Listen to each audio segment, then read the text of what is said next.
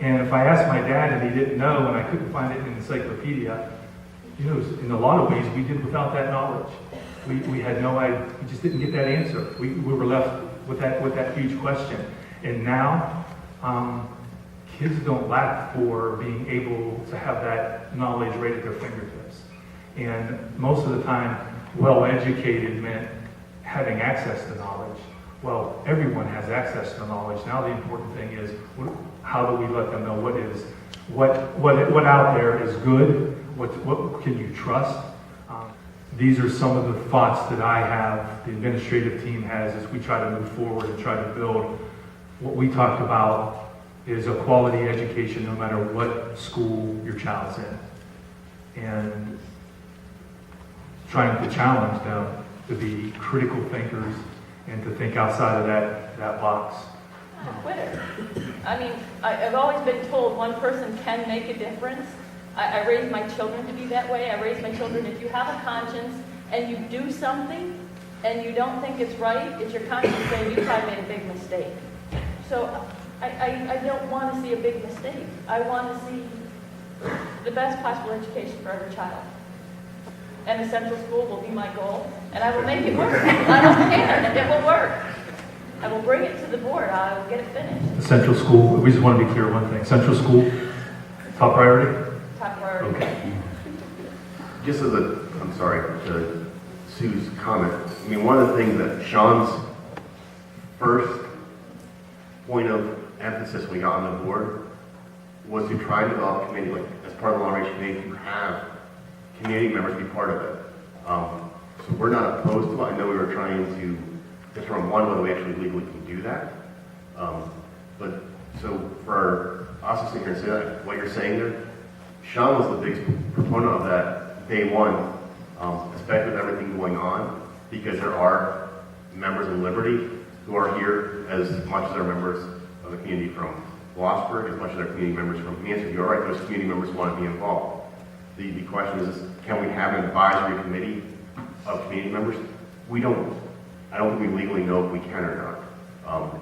So I guess what saying to you, I guess we need to look into that and see how we can do that. Because, like I said, Sean has been all for that.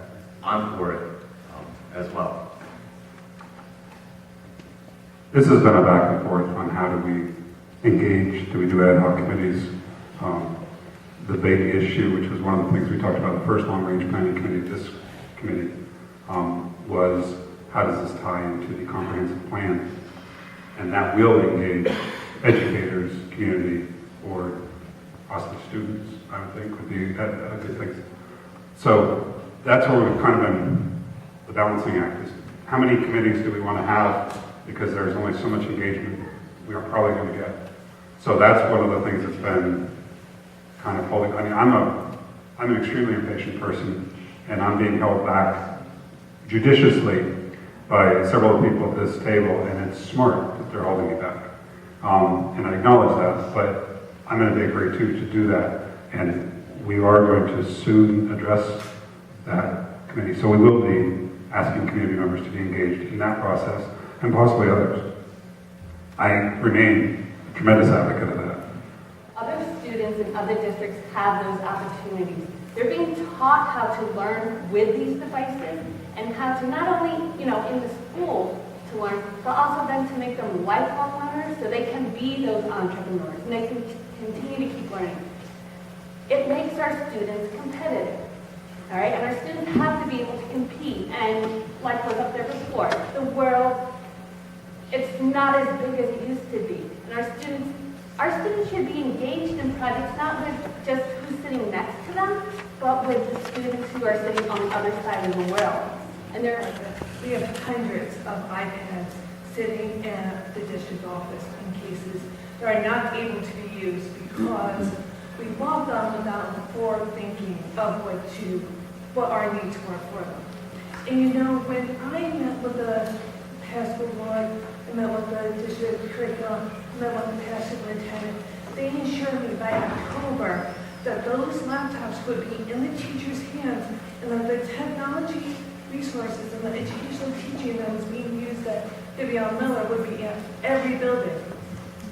I know it's not your fault, but before we go forward, those things need to be done before we spend any more money of the district's funds, because ultimately we have resources, but we're once again putting the cart before the horse and not thinking it all up. And I honestly mean it's not your fault, Well, because it kind of you is. inherited that problem. You did not keep that problem. I did inherit it, and I will tell you that I've got principals hounding me every day to get them out. And as part of a professional development piece, I kind of found out that we were implementing them incorrectly, and I've put them on hold so that we could do that.